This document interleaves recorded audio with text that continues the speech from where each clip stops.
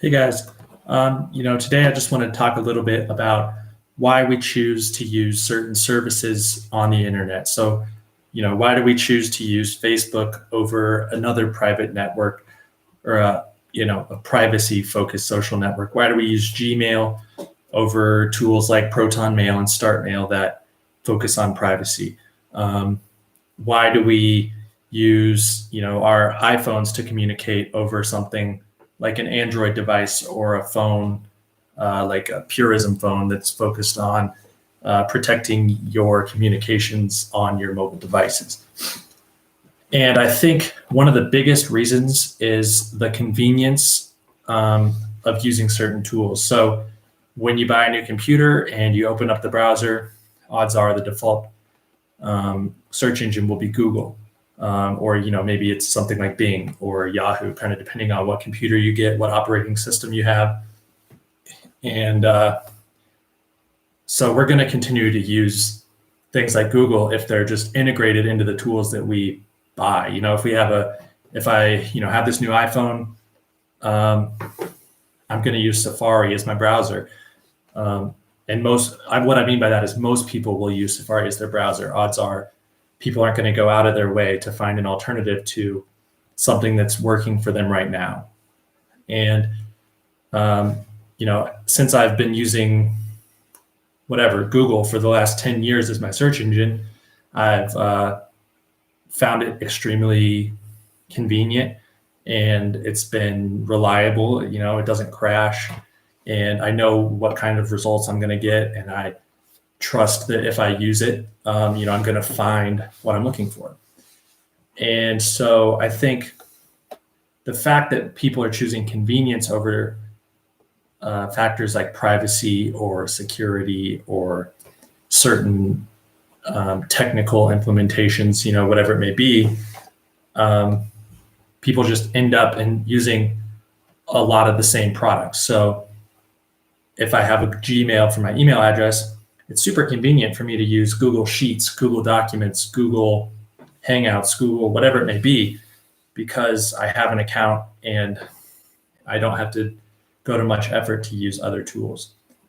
So I think if a privacy company, let's say DuckDuckGo or a certain VPN company, if they're going to reach a broader audience, they need to focus on integrating into the tools that most people use. So things like offering an iPhone or an iOS app, an Android app, even if as a privacy company, you're dedicated to getting people away from those larger platforms because of the privacy issues, it's more important to have someone use your product and deliver on the certain privacy aspects that you can protect than completely ignoring a large audience of people and that are potential customers simply because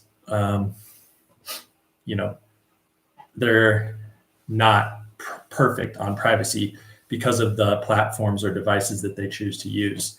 And then another factor that draws people to certain products over others is like the social pressure, or maybe social momentum is a better term. Just as something gets 10 users, 100 users, 1,000 users, those people will spread the product within their networks. And then, if I find out that 100 of my friends are using this social media platform and 0 are on this one, odds are I'm going to use the one that people I know are using and are active on.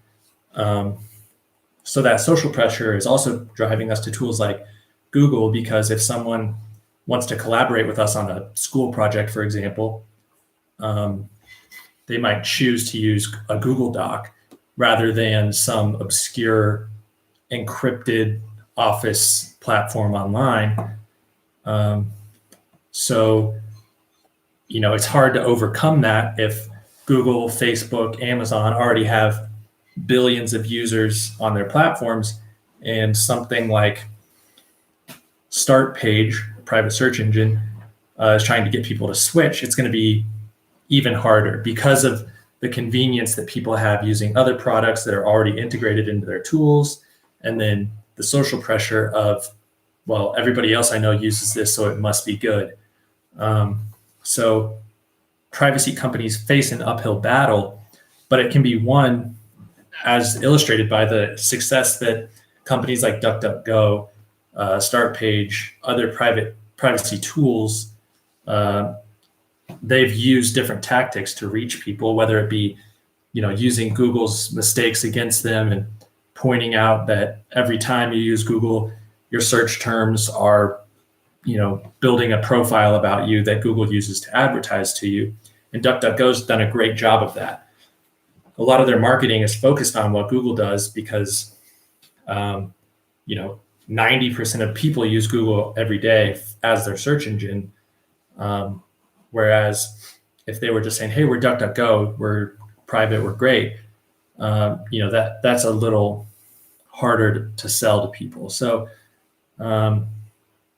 I think privacy tools can grow. I think they should grow.